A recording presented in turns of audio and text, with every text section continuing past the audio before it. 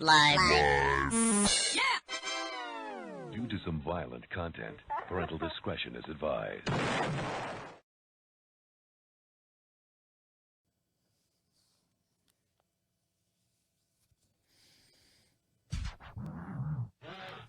Well, I don't know what this thing is. I think it's a strip show, dance show. Work there, dude. Welcome to DeaconLive. DeaconLive. Welcome back, guys. On today's show, do you have old blood? And what's the latest Facebook scam? And how do you steal a car through the headlights? And why you should not brush your teeth after having coffee in the morning? All this and much, much more will be discussed here on Deacon Live. How are you? How are things? How are things going? Are you doing okay? Are you getting along with everyone? That's all I care about, is if you're getting along with everyone. Well, I'm not getting along with someone, so that's why I want to make sure you guys are getting along with people. I actually got into I don't want to say a discussion. I don't want to say it was an argument. I don't want to say it was being scolded. Now, as you guys know, we live on 20 some odd acres here on the property, and we have horses and all that stuff, and we have chickens. We have a brand new flock of chickens. And our neighbors next door have chickens. They also have 5 kids that can help them take care of the property. 3 girls, 3 boys. The youngest one being 4 years old. I think the oldest one is like 21, 22 years old. So they got a house full of people over there. Now, when they first moved in, I think they've been here for probably maybe 5 years now. The second youngest boy was probably 6, 7 years old, maybe. Cute kid, ran around. And, he's, how tall is a 7-year-old? Like 3'10" or something like that. Well, this past summer, he has shot up easily a foot and a half. I mean, easily a foot and a half. And he's 10, 11 years old now. But he's still got that child mentality. And the reason why I bring this up is because, he would come over and, Mr. Deacon this, Mr. Deacon that. Can I come over? Can I do that? He would ask to come over to the property. Now that he's got a little bit older, a little bit bolder, a little bit wiser, if you can want to stretch that out. But some of his chickens on his property they hop the fence, the chickens do, hop the fence, and they get over on our property, which is fine. They don't bother us. Our chickens run all over the place. I know, chicken talk. But I'll get to where where I yelled at the boy. So he would come over and try to catch his chickens and bring them back to his side of the property. Now, in doing that, you physically, I don't know if you ever tried to catch a chicken in an open field. They don't just sit there, they don't just come to you like a puppy dog or anything like that. They run from you, and they run fast, and in all different directions. They zig and zag and zag and zig. They could, play for the NFL if you could follow their footsteps. So when he comes over and he goes to grab, his 1 or 2 chickens that come over here, he's disturbing our flock. And I say disturbing our flock. Our chickens are pretty much docile for the most part. You can walk around them. They'll come up to you. If you got scratch or something you could throw on the ground, they'll hang out. They won't run from you, but when you come over like a madman, and now you got this 11-year-old kid with these big, long ET arms, and he's running around trying to catch these chickens that are his and try to decipher his chickens from our chickens, it stirs up the flock. And then when he leaves, like, the flock is just like in angst. They have agitas, like my wife would say. And so I'm like, hey, Micah, stop chasing the chickens around. You're disturbing our chickens. People with chickens out there understand what I'm saying.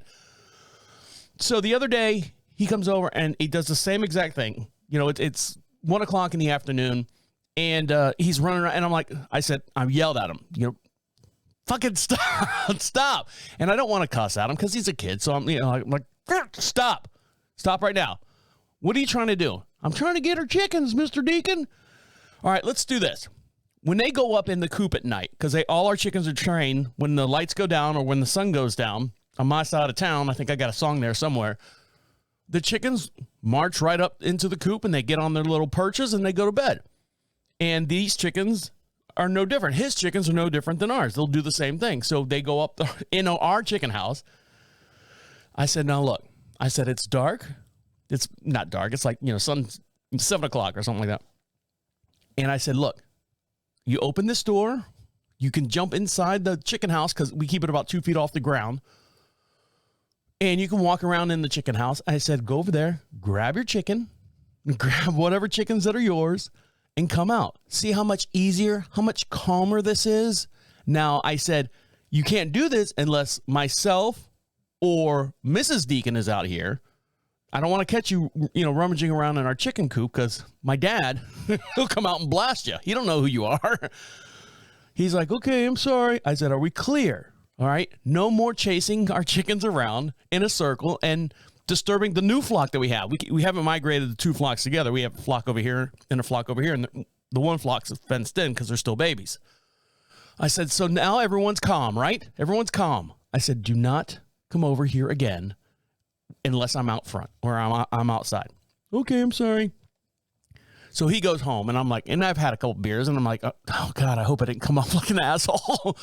So the next day I see his dad, he's outside mowing the lawn and we kind of just catch up and chit chat in the front yard. I'm spreading seed out in the yard and he goes, comes over, hey, what's going on? I'm like, not much. Micah say anything to you? He's like, no, why? And I explained to him what happened. I said, so I don't know if I hurt his feelings or anything, but just to let you know, this is what happened. And he's like, he's a kid. He'll outgrow it. He'll get over it. And he goes, it's probably his mom telling him to go out there at 1 o'clock in the afternoon to get his chickens out of our property because they think that they're bothering us. They don't bother us. They're fine. We're the easiest, most laid back people in the world, except for these 2 fucking dogs across the street that bark all day long. That's the only thing. Arr, arr, arr, arr, arr. Living out in the country, you expect certain sounds, but Jesus Christ, shut your fucking dogs up. Keep control. God, rather live in the city. Oh, it's so much stress. I know. Ow. Listen to you. You got all this acreage and all this open land. You complain about a couple animal noises. I got to worry about being shot in the backyard. I know. Each to his own, I guess. All right, guys, stick around. We got a big show to get into. Lots to talk about. I promise I won't talk about chickens anymore. But that was just a little thing that happened this weekend. And I was just like, oh, man, I just got tired of it. They've been great neighbors, and I just wanted to say, I'm sorry. No, I'm not sorry. I just wanted to get that off my chest. All right, guys, stick around. We got a big show to get into, lots to talk about. And, be careful. There's a new way of stealing cars out there, and they're going through your headlights. Now, how do you get through your headlights? Well, I'll explain all this to you, and it all has to deal with a Bluetooth speaker. So stick around. You're listening to Deacon Live right here on Prophet Radio. I'll be right back. Welcome back to Deacon Live. Follow us on all our social contacts, and the way you do that is to go to Prophet Radio, Prophet Radio. Click on social contacts up there. You can find all the places that we're at. We're on TikTok, we're on Facebook, we're on YouTube, we're on Instagram, and all the different platforms that you can physically download each podcast. If you're listening to us on iHeartRadio, thank you very much. They pay the bills here. If you're listening to us on Spotify, well, we get a little bit of chunk from them as well. We appreciate you guys, and anyone listening to us out there, we thank you all together for downloading us and taking the time to give us your ear. Now, we're getting into spring's right around the corner, so we're getting into the warmer months now. Now, we broadcast just outside of Charlotte, North Carolina, a little town called Marshville, North Carolina, the home of Randy Travis. Yep, Randy Travis came right from our back door. He lives about a couple houses down the road from us, or lived at one time. I don't know if he's still there or not. I think his mom and dad still live there. But yeah, small little town, 2,500 people. And we've got a lot of backwoods stuff going on here. We got, big old ponds and big old runoffs and stuff. We're not built on top of each other, so we have all this natural standing water around the property. A lot of cornfields out here, a lot of chicken houses out here. But for the most part, people leave us alone. It's kind of quiet, except for the neighbors and the dogs and the animals and everything else. I just want peace and quiet. Anyway, all right. But with the standing water, when the temperature comes out, there are bacteria and stuff that ends up in the standing water. So, you get ringworm and all that stuff. So a California man dies from a flesh-eating bacteria after chasing his dog into a pond with a scratch on his arm. This is what happened. A California woman is urging the public to avoid standing water after she says her son was infected by a flesh-eating bacterium and then died. Jeff Bova, 41, died Friday after he waded into a standing water with a small cut on his right arm last month as he chased his dog into the pond. Stay away from standing water, she says, especially after it rains, because there is a ton of bacteria in it. If you get any kind of cut or it starts getting red, go to the doctor immediately. Don't wait. Bova was diagnosed with necrotizing fasciitis. I'm going with that. It's often a deadly infection that spreads quickly, killing the body's soft tissues. Symptoms include warm skin, red or purplish areas of pain and swelling, including beyond the affected area, followed by fever, fatigue, and vomiting. Jesus Christ! Even the treatment, up to 1 in 3 people with necrofasciitis dies from the infection. Oh God, it's a killer. 700 to 1,100 cases were recorded every year. So for more on the story, we're going to listen to this news article from, NBC News. So here we go. And don't forget, for every podcast we do, we have a matching video, and you can see this in real time as we're talking about it here on the show. So let me switch to camera 4, get a screen capture here, and you can watch this in real time as we're talking about it here. Up across San Diego after all the rain we've gotten recently, but you don't want to get too close because you never know what might be lurking in the water. Jeff Bova chased his dog into a pond that the rain created 3 weeks ago and picked up a flesh-eating bacteria. He got some water on an open wound, and it caused the infection. Jeff's mom, Susan, says the infection started as a small red spot on his arm, became swollen, and then turned into something much worse. Oh, it was nasty. Jeff didn't like going to the doctors and tried to heal himself. He doesn't look like a fit guy here. Couldn't handle the pain anymore and went to the hospital. It was too late. He died 2 days later. It's hard. And everything just happened so fast. The bacteria that killed him is called necrotizing fasciitis. Infectious disease doctor Shweta Warner says it's not contagious and is rare but serious. This bacteria kills 20% of the people it infects. It enters the body through your broken skin barrier, and it quickly reproduces in your tissue, moving through the tissues very rapidly and giving off toxins. Dr. Warner says strep A, the bacteria that causes necrotizing fasciitis, is often found in warm, brackish water. It's especially dangerous for people like Jeff with weaker immune systems. He loved tinkering. Susan says Jeff was a handyman and enjoyed making something out of the weird things you wouldn't think anybody could use. We're very close. He's my baby. He showed this down to his last words to his mom. He still had something he had to finish for me. And this is it. The stove. A wood stove for her patio he was just days away from finishing. And this is at our wedding. Susan's message and Dr. Warner's is the same. If you notice a sore that turns red or swells, go get it checked immediately. This infection spreads within hours. In El Cajon, Shondell Manning. So there you go. A flesh-eating bacteria went in through his arm and ate him all up. And he was just, playing with his pooch out there in the yard and chased his dog into a pond. I don't know what kind of games they were playing. Maybe tag or something, him and his dog. But that's what happened. So be careful out there, walking around in standing water. I don't know. They look like the people that live around here. You know what I mean? Now, unfortunately, good friends of mine got caught up in this Facebook scam. And actually, I don't want to say they pulled me in, but they called me for advice. And what happened was I've been seeing this a lot on a lot of different friends' pages that I like just out of nowhere. It was weird. So all of a sudden, and I'll explain how the scam goes. So the scam goes something like this. You see a group of pictures of puppies, usually bulldog puppies or French bulldog puppies. And it says, we had a litter, something to the effect that we had a litter and we can't have them all here. Rehoming fee, DM me for rehoming fee and you can come pick them up. And what they do is that sounds legit, not really.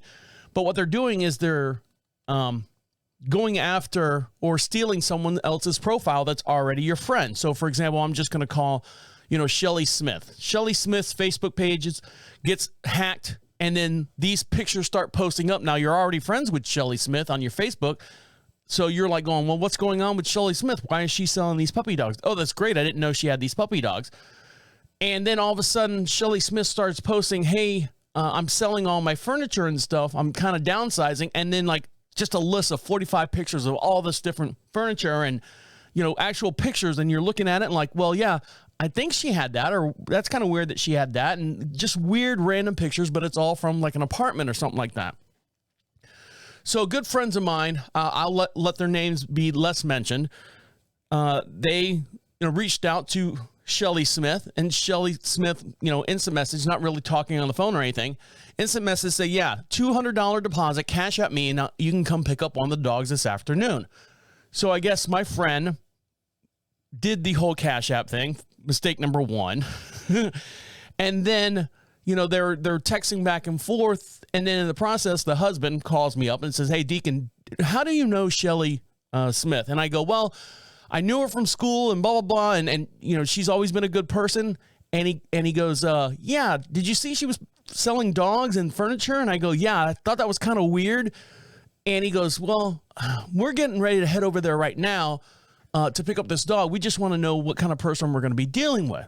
I said, for the most part, the Shelly Smith that I know is a straight up A student, great credentials, but she's been quiet on Facebook for a long time. Now, a lot of people our age has stepped away from Facebook. That's no problem. I understand that. But all of a sudden, these posts start showing up. So he goes, well, we're heading over there right now. I said, you didn't give her any money, did you? And he's like, yeah, we did the $200 Cash App deposit. And I go, oh, man, I said, I think they got you. I think they got you. And sure enough, he said, we went up to the door and the garage door was closing on the place that she was supposed to be living. And they won't answer the door. They won't do anything. And so they're trying to call and get the money back, and they're trying to call Cash App and say, hey, and once you send the money, Cash App does not care, does not give a shit. Fools make the beds that they lay in. I hate to say that, but unfortunately he was out $200. So if you see people selling these dogs, like this group photos of all these different puppies and stuff, just kind of ask yourself, you know what? I don't think this is real. I see a lot of them out there. Believe me, they're either French bulldogs or regular English bulldog puppies, or any kind of puppy at all. Just be careful. Make sure you do your background checks and do your due diligence and find out who's actually selling that and how closely do you know them or trust them. All right, guys, when we come back, a bride was getting married to her groom-to-be, and the ex-boyfriend says, well, I'm going to give you a little gift. I'll set up the DJ stuff for you, and I'll do it for free. But it comes with a cost, and the cost is almost everyone's life. So I'll dive into that here in just one sec. Stick around. You're listening to Deacon Live right here on Prophet Radio. I'll be right back. Welcome back to Deacon Live. You want to be heard? Of course you want to be heard. Everyone wants to be heard, and we want to hear from you. And the way you can be part of the show at any time, go over to Prophet Radio, PROPHET radio.com. Click on the very bottom of the page, says Be Heard. There's a little blue bar down there. Opens up a microphone on your tablet, on your device, wherever you're listening to us at. Speak right into it. You can be anonymous if you'd like, and your voice can be heard right here on the air, and we'll play it on the very next podcast as well. So we've been doing the show for a little over 8 years now, so any of the questions you want to ask about past shows or future shows, feel free to ask. Or if you just like to say, hey, I'd like to give a shout out to my homeboys, Jersey City, yeah, right, or something like that, you can go right ahead and we'll play that here on the air as well. And while you're over there, you can get yourself something for free. A little section called Free Swag. Pick out what you like. We'll send it out to you. Just to say thank you. It's not an email grab. It's not anything like that. Believe me, I got enough shit going on chasing chickens and chasing the neighbor kids out of the yard with a stick to do anything with it. It's just a way of Prophet Radio, who sponsors Deacon Live, to say thank you for listening to us. And we'll send you out some magnets. We have some stickers and stuff for your car, your refrigerator, whatever you want to do. So fill that out as well while you're over there. That's prophetradio.com. Now, I spent about 20 years at Home Depot. I started in 94, and I started part-time, then went full-time, and then part-time, and then full-time. Home Depot's always kept me employed when I was doing other things that I was wanting to do professionally in my career. I worked for a couple radio stations in Florida, a couple AM stations, a couple FM stations, and those stints were short, but well-lived, if you know what I mean. And then, if I had to go back, I could work, one day here, one day there at Home Depot, just to have some kind of stable income in between gigs. And Home Depot, they've changed over the years so many times. I mean, from 94 to 2004. Is that right? 2014. Math is hard sometimes. Whatever 20 years from 94 is, that's basically when I left. Now, Home Depot has changed, like I said, over the years and stuff. People still bring in dogs. I never understood that, but each to his own. There are always these little snippy dogs and stuff. But unfortunately, you have to be careful because some of the dogs, they're not well behaved. A Home Depot customer was bitten in the face after a woman asked them to give the dog a treat. A customer in the Colorado Home Depot was bitten in the face by a dog while shopping, according to authorities. The customer was visiting the Home Depot in Evergreen when a dog's owner and trainer approached them, according to Jefferson, Colorado County Sheriff's Department. The dog owner asked the customer to give the dog a treat as part of its training, according to authorities.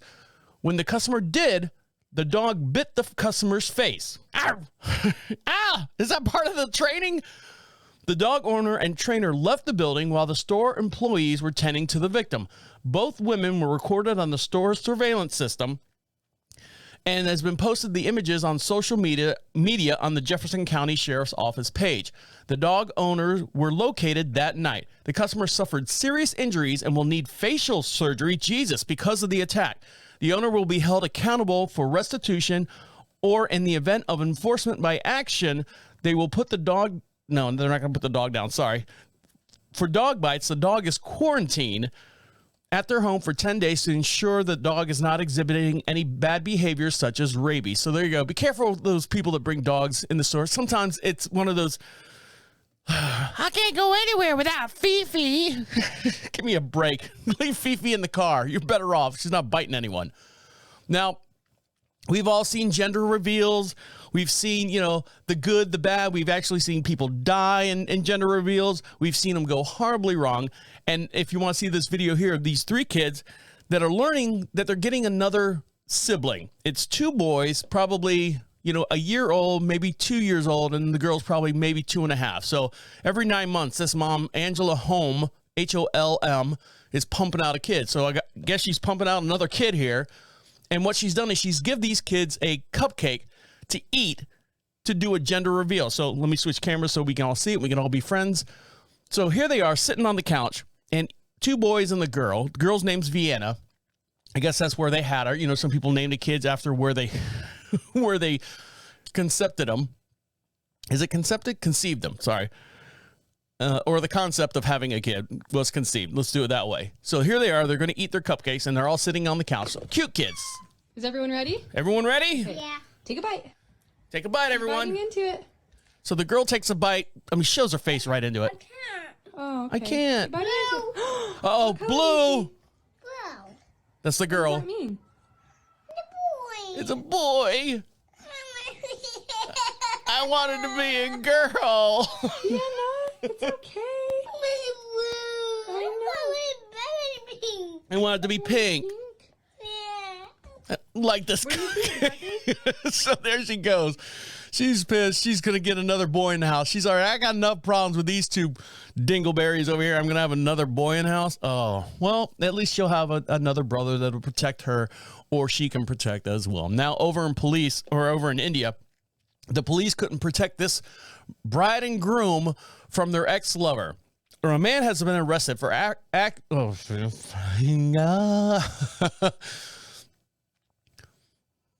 In India, one day after their nuptials, April 1st, the newlywed groom and his home. What? Oh, whoa! Sorry.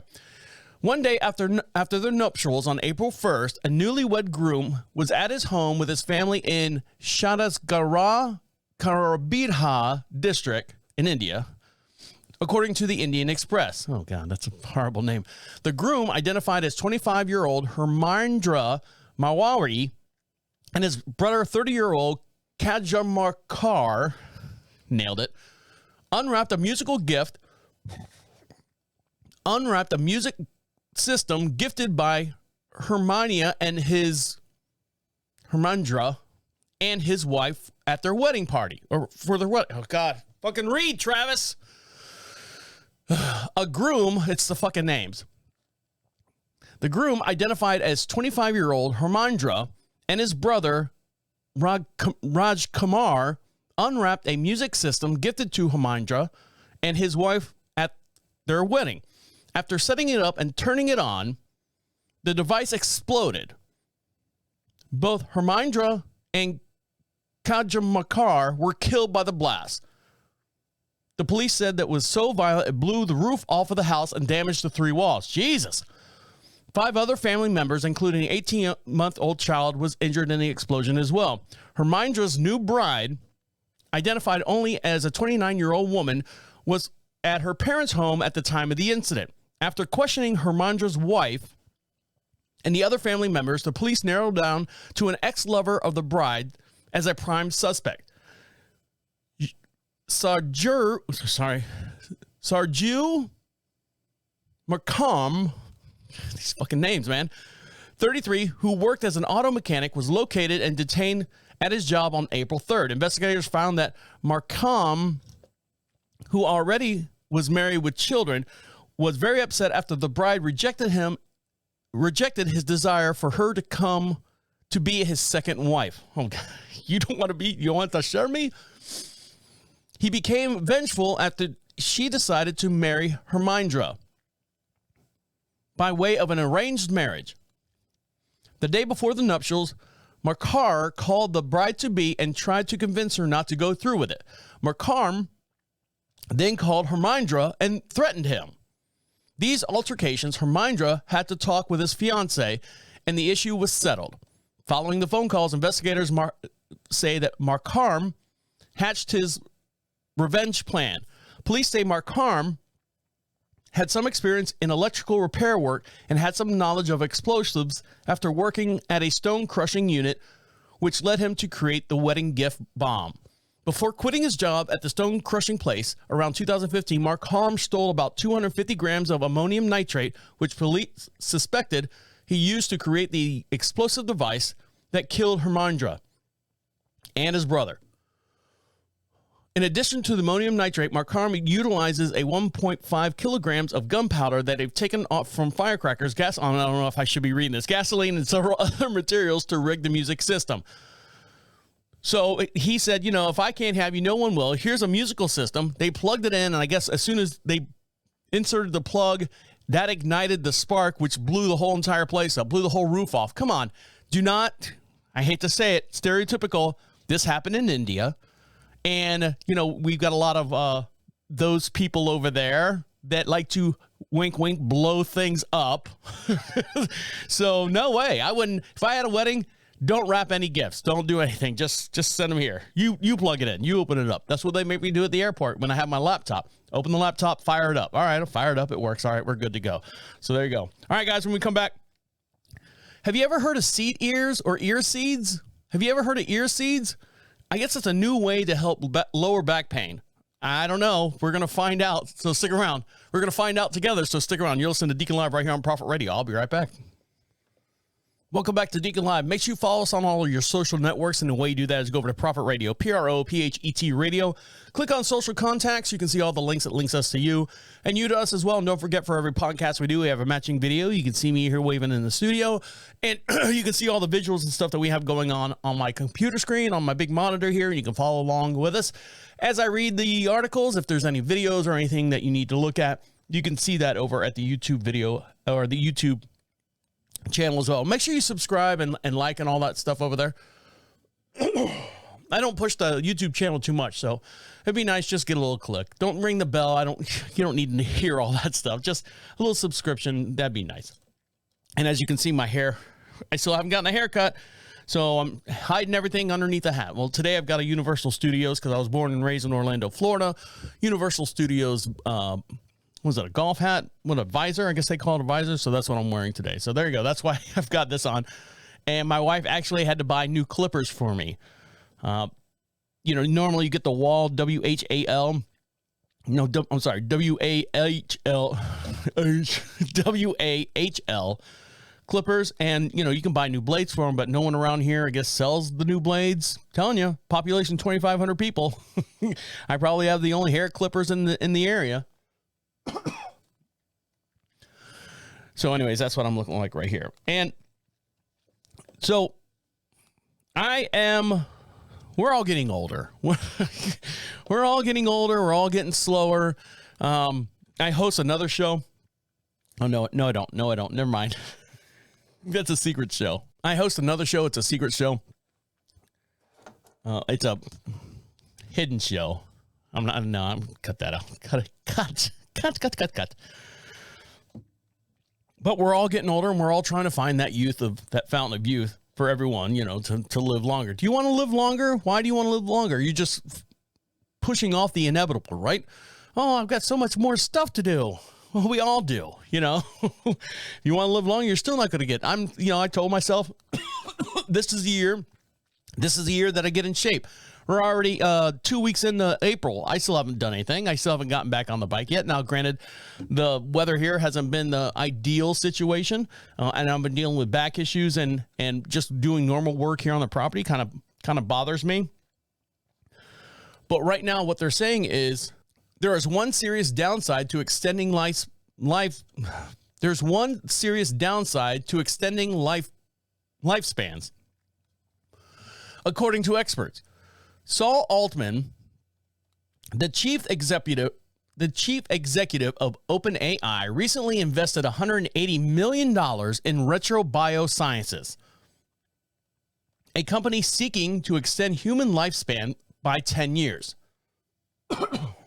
One way it plans on achieving this goal is rejuvenating blood. This idea is based on studies that found that old mice show significant signs of reverse aging when giving blood from young mice. Now, with this article that I'm reading, keep in mind, there's this whole conspiracy that politicians and the elite Illuminati are eating the blood of babies and young children.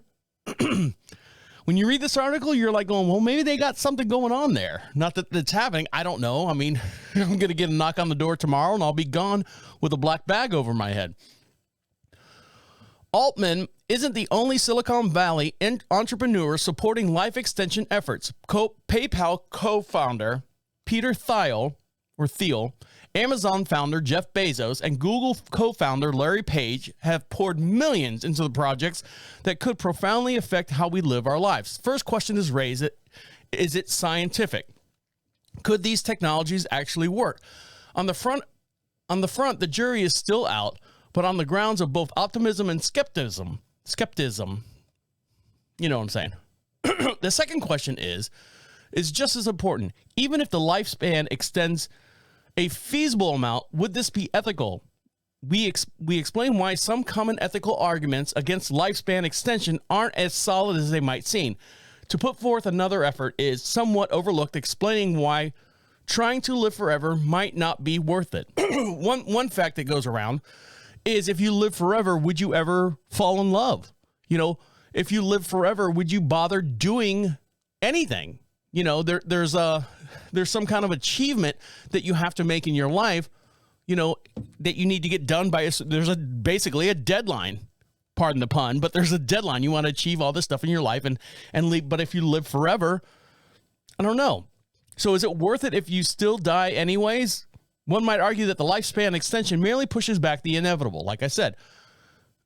However, the problem is viewed that any life saved would be only saved temporarily. The lifespan extension of 10 years is akin to saving a drowning swimmer, only for them to die in a traffic accident 10 years later. Although we might be sad about their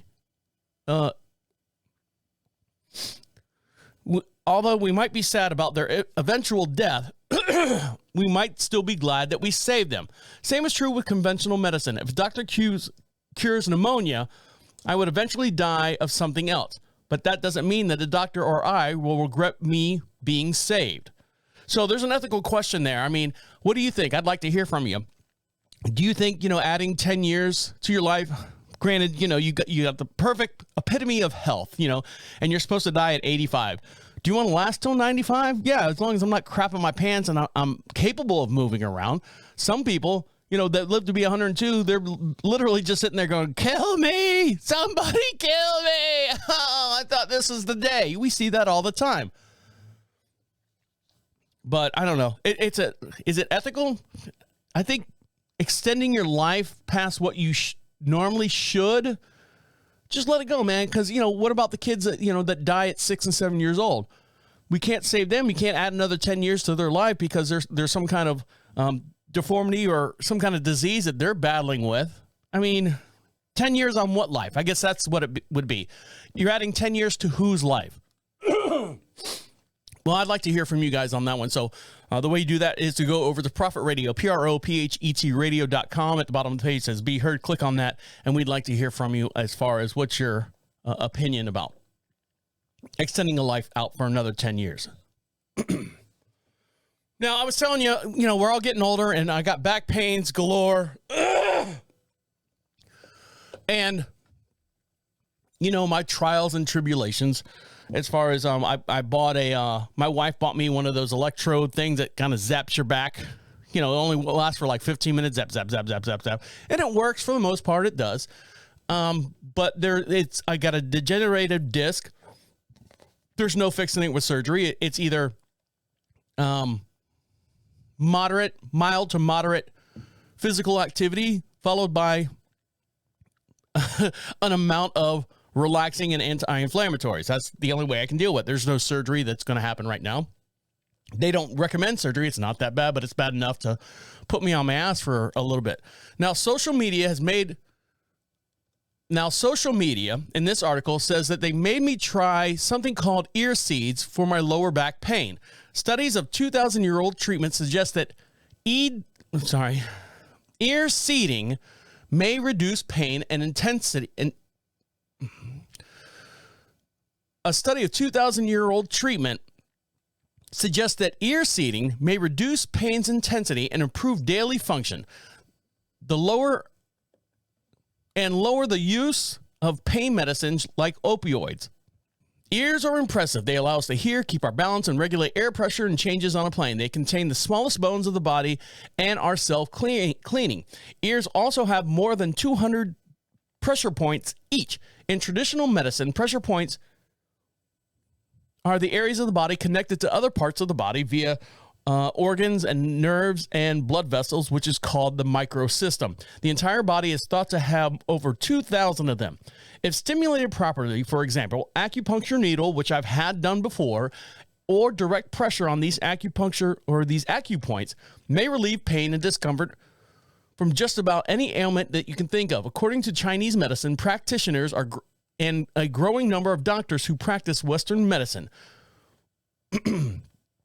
So when my TikToker page came up about videos about acupuncture technique or an acupressure technique called ear seeding, we had to dive in to find out what was going on.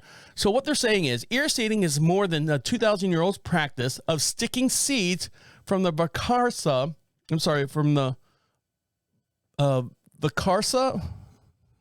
I had this before. The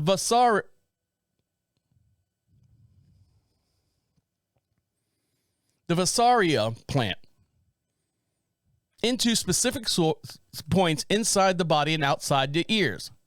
Points on the inside and outside of your ears, Today, most practitioners use tiny metal beads attached to adhesive stickers. The Chinese medicine treatment, formerly known as auricular acupressure, is basically acupuncture without the needles. A plus since people can do the treatment at home. It's based on a meridian or channel system in the body that is like an energetic highway. Some cultures believe that the vital life force flowing through these channels, known as qi, is responsible for functioning of your emotional or physical well-being. While you might be dismissed, God damn it! While you might be dismissed that this is just another wellness trend, studies suggest that ear seeding may decrease pain intensity, improve daily function, and reduce the use of pain medications like opioids or anything there like it, inflammatories and stuff. Various conditions like cancer-related fatigue, knee problems, anxiety, insomnia, nausea, constipation, chronic headache, brain injuries, and more. Acupuncture in the ear, which focuses on the same points as acupressure, can be found to trigger changes in the brain's activity, providing evidence for the body, ear, brain somatopical connection. Somatopical connection, according to at least 2 small studies that uses functional magnetic resonating imaging. So there you go. they're putting magnets and seeds.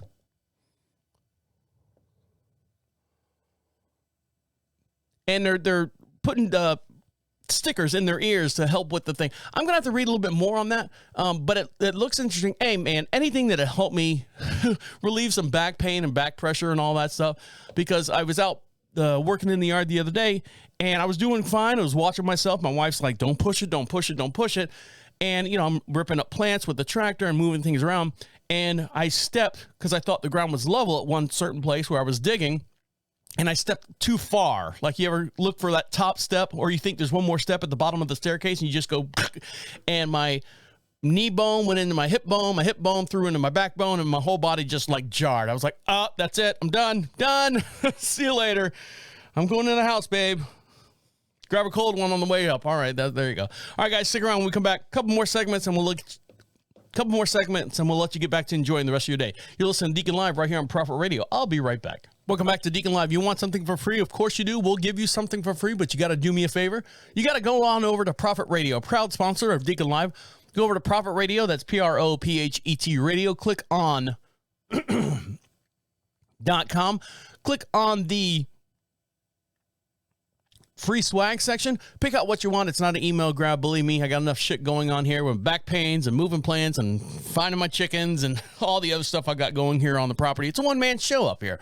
I don't have enough time to sit there and capture your email or anything like that. I just want to know if I have any problems where to send the actual stickers to if they come back here in the mail. So fill that out there and we'll send out some free swag just to say thank you from Prophet Radio. Now, we have been told time and time again that shooting a laser beam, you're like, oh, laser beam like this one right here that I have? Let's see. We'll put it on the camera here so I can see it. So here's a laser beam that I got. And they're saying, oh, I don't want to damage my lens. But I got a little pen light here. But what's happening is idiots are still shining laser pointers at planes just to see if they can hit them how far. Look how far my laser goes. Yeah, it's a laser. It's a high density light at, I forget what it's called. High density, intense something. I forget what it actually stands for.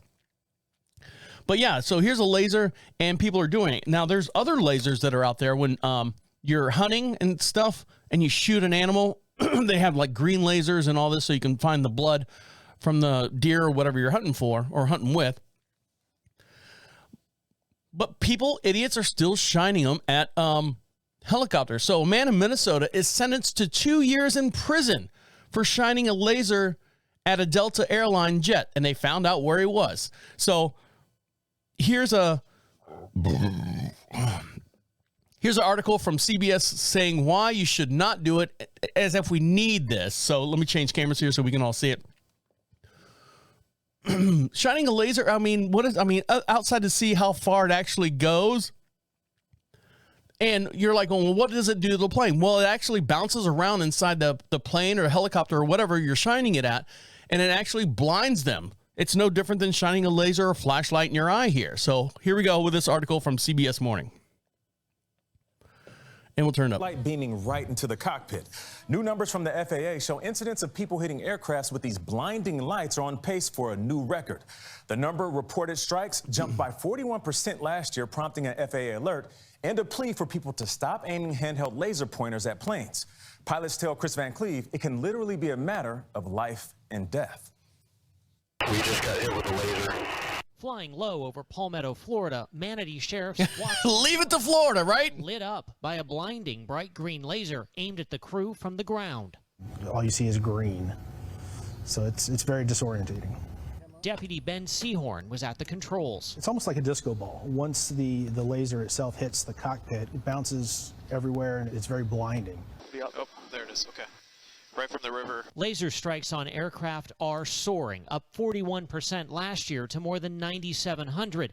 That's more than one an hour. Southwest 4465, use caution, just had an unauthorized laser illumination event. California, Texas, and Florida lead the nation in incidents. Woohoo! 47 pilots reported injuries from the strikes last year. The lasers can cause temporary blindness and in some cases lasting eye injuries, and they often occur just as pilots are about to land. So here's a question that I have. If you've got like a rave show, like an EDM type thing going on, and they do the lasers and the smoke and stuff, do they have to, is there some kind of regulation like, hey, you can't have them near an airport or any kind of landing facility? Or how far do they shoot up? I mean, what if you're flying over a rave and you're like, yeah, look at that rave. Oh shit, I'm blind. Yeah, I'm crash. You know, that type deal. So. And departure Delta 1037. Go ahead, sir. Yeah, we got a laser that was pointed at us when we were in the turn. In Seattle, the FBI is now offering a $10,000 reward after a dramatic increase in laser incidents. Pilots reported more than 100 strikes since January. 28 occurred in just 3 days while airliners were taking off or landing. Jesus. We absolutely have to be able to see to land the aircraft. It happened to Captain Laura Einsettler as she was landing at LAX. I was flying as the captain. The first officer exclaimed, "Ah," and said laser as the entire cockpit had lit up bright green. The FAA thinks part of the reason these strikes are surging the way they are is the laser pointers are powerful and cheap. We ordered this one online for about I'm blind! Pilots are trained to look away from the lasers if they see a strike coming. And last year, Washington State Patrol pilots were first in the nation to test new protective glasses developed by the Air Force Research Lab aimed at filtering out the laser light to reduce the impact of these strikes. Blue blockers. Remember those? While the number of incidents continues to climb, arrests are rare. They're directly at the duplex. But Watch 1 was able to hone in on the guy with the laser, directing officers to a 17-year-old who's now facing felony charges and the potential of thousands in fines from the FAA. It's not worth it.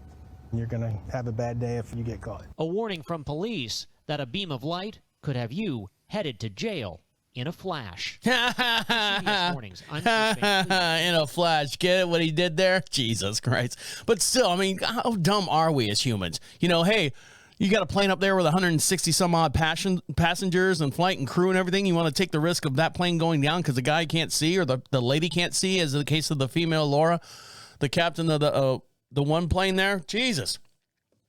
So be careful out there. Another thing you need to be careful about is car thieves have come up with yet another way to steal your car.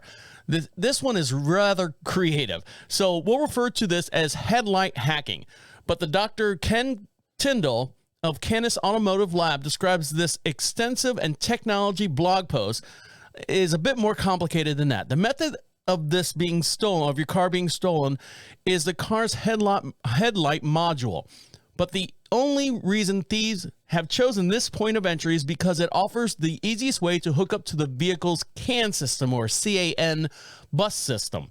For those unfamiliar with the CAN bus system, the vehicle has a method. The vehicle is the method by which the numerous of ECUs throughout the modern vehicle communicate with each other. Thieves are using the central nervous system to their advantage by executing an attack referring to as CAN injection. Someone has developed a tool disguised as a JBL Bluetooth speaker and sold on the dark web that, when wired into the vehicle's control CAN bus, can impersonate the vehicle's key fob. The vehicle used as an example of this The vehicle used as an example is a current generation Toyota RAV4, but it's vital to note that this vulnerability is not specific with any particular OEM or model. This is an industry-wide problem at the moment. Thieves are pulling the bumpers and trim pieces away from the vehicle, which allows them to access the CAN bus near the headlight connector. Much of the vehicle's CAN bus systems will be found hidden deep inside the car, but since modern headlights are so smart these days, they require their own ECUs, which means they are going to be wired into the whole car's CAN bus system. Once the thieves find the correct wires and tap into it, the thief The thief device does the work for them. They simply hit the play button on the fake JBL speaker injection tool, and this program is to instruct the door to unlock. Although you have to have an actual key, as though you had an actual key in your hand. You turn the vehicle on in similar fashion, and the thief can simply drive away without even coming in contact with the vehicle's actual key fob. So what can car owners do? I don't know. What are they going to do? This article is published isn't the great defense against that sort of theft. On the good news front, a thief trying to steal a car this way will need to do some real work to get at it. Ripping off body panels takes time, and so does wiring into the car system. Basically, the thief would have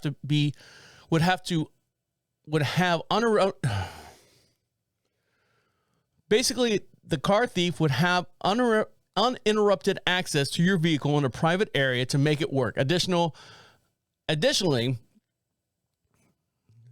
they suggest that fixes for the problem are possible. So even though, I mean, the thing that they had on TikTok, what was they were stealing like the Kias and the Kia whatever cars by just putting a USB in the port somewhere. I don't know. There's a TikTok video on there. Look it up, kids. Put your laser pointers down and steal some cars. No, but they put a USB thing in a thing with the thing, and it just starts right up. So if you want to actually steal these cars, you're going to have to rip off a bumper. It just seems like a lot of work. Break a window, get in there, and then you can just have someone replace the window. That's what a real thief would do. Enough of this high-tech trying to steal stuff. Now, if you really want to do high-tech steal stuff, do the whole thing with a laptop or a tablet. When anyone uses their key fob near the car, you steal that signal. Boom, you've already got the number or whatever the digit is to get into the side of the car. I don't know. Seems like a lot of work to steal a car. Just go out and buy one. Get a real job. All right, guys, stick around. When we come back, one more little segment, and we'll let you get back to doing what you got to do. You're listening to Deacon Live right here on Prophet Radio. I'll be right back. Welcome back to Deacon Live. Don't forget, for every podcast we do, we have a matching video over on the YouTube channel. And go over there and subscribe and like and do all that stuff that all the social influence they do. We just want to share all the experiences and stuff that we have here in the studios. And anytime we play a video, like the videos we played in the past article, if we have any videos or any kind of visual devices that we have here in the studio, you can see those in real time as we are talking about them here on the air. And just a little keynote for you. The video portion of the podcast is raw. There's no editing or anything like that. What you see is what you get. So you can see all my mistakes and stuff behind the scenes and me yelling and screaming and coughing and cussing and making fun of myself because I can't pronounce a word. You see all that stuff over there on the video. So it's an enjoyment watching itself, and you can laugh at me being a fool, laughing at myself. Now, as you guys know, my dad's had to move in. And I say had to. Has moved into our house. My mom passed away a year and a half ago, a little over a year and a half, or a little under a year and a half ago. And my dad was on his own. So I said, Dad, you can live with us. No problem. So he's got little small duties that he's in charge of. He's taken it upon himself to do this. And one of the things that he does is he makes coffee in the morning. He's a coffee drinker. Before he moved in, we might make coffee in the morning. Sometimes we don't. But since my wife works from home, she appreciates having coffee in the morning already made. Me, I could take it or leave it. Sometimes I don't know if it's too strong for me or I'm just a pussy. And I have a cup and I'm already like, oh my God, I got to eat something. My stomach is eating itself. But he makes coffee in the morning. Now, if you eat or drink coffee in the morning, sometimes you have that like coffee breath. And, some people brush their teeth right away. Well, studies have shown that you should not brush your teeth right away after drinking a cup of coffee. You probably have been told some version in a scenario before, waking up on a lazy Sunday, that enjoying your coffee before getting your day ready, or gulping down the first cup first thing in the morning to wake yourself up during the week.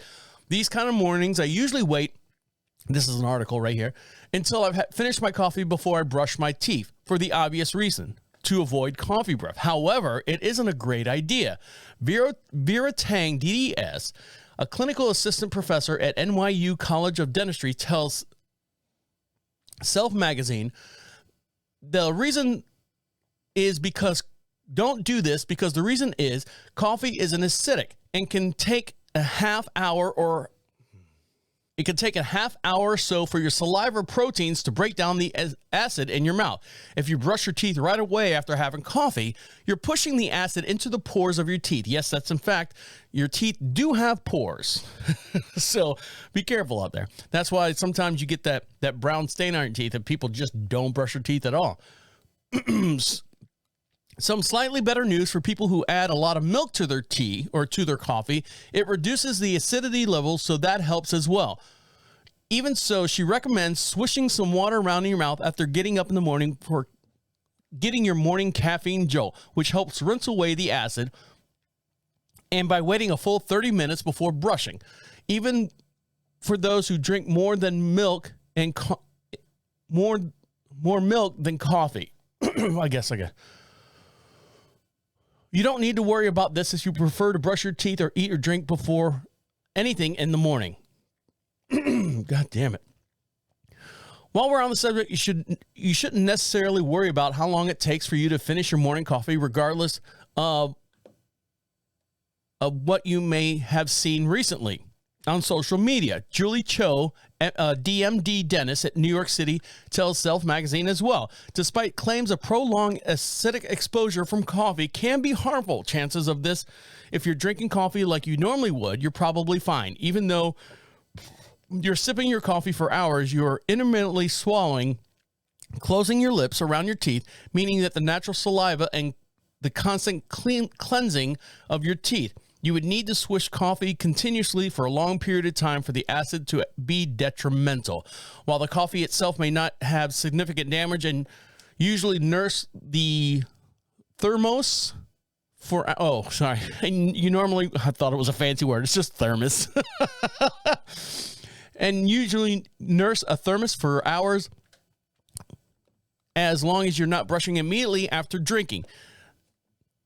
This habit can be harmful to people who like sugar with their coffee.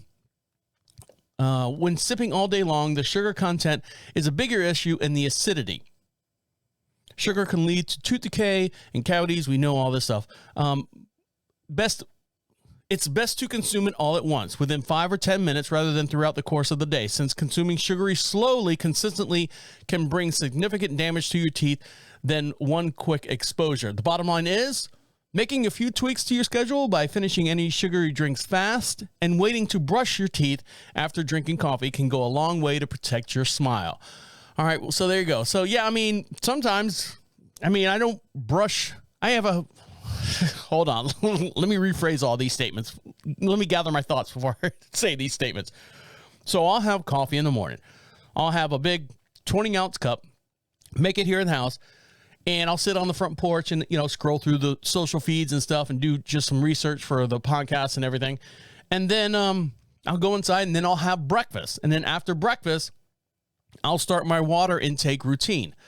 And then from there, once I get my water, I will brush my teeth usually right before lunch. So I go from waking up, 7:30 to probably almost about 11 o'clock before I brush my teeth. So I've already consumed a cup and a half or, 20-ounce cup plus a half breakfast, at least 28 fluid ounces of water, and then I brush my teeth. Is that good? I'm hoping I'm good. I had a lot of veneers and stuff done on these pearly whites here, so let's make sure we take care of them. That reminds me, I have to schedule my cleaning for this quarter. I haven't done that lately. Now, Wendy's, the hamburger joint, if they've done one thing right, they've done their social media correctly. They do not care. I don't know if you've seen the whole where Wendy's roast, like on Twitter, they roast them. I went to Burger King and I went to Wendy's, and Wendy's would respond with something, just completely vile. You wouldn't think a family restaurant would be not vile, but just kind of like a light slap, like a wet-handed slap, Stop it. You're an idiot. Calling out the obvious. So right now, today, I believe, is National Roast Day. Like roast me, like make fun of me. And Wendy's getting on board. So let me switch screens here so you can see what they're actually talking about over on TikTok. So here we go. This is Wendy's telling you to have them roast you. Hello? Hello? Hello? Hey, you asked. I'm delivering. It's finally roast day, baby! So it's CGI of a girl that looks like Wendy's in the Wendy's circle, the logo. She's got the red hair and the ponytails with the blue ribbons on it. So And here you go. now that we're doing this on TikTok, it's going to be a little different, so listen up! If you want to be roasted, make a video of yourself using the hashtag National Roast Day. If I don't respond to you, well then, you probably didn't do a good enough job. Take some accountability, okay? It builds character. You can also comment on this video, and I might get to you if I have time. But come on, let's be honest. It's just you and me here. That's not as fun. Okay, yep, I talked about that and that and that. That's everything. Now pass the salt, and let's get cooking. Gosh, he's a little sassy. National Roast Day. Have Wendy's roast you on something. So she's gotten a little sassy out there, a little big for her britches, I guess. You know, maybe she's that 11-year-old boy running around, moving my chickens around and getting a little sassy with the neighbor. I know more now. But you would think that Wendy's was this wholesome place. No, she's a little cutting edge.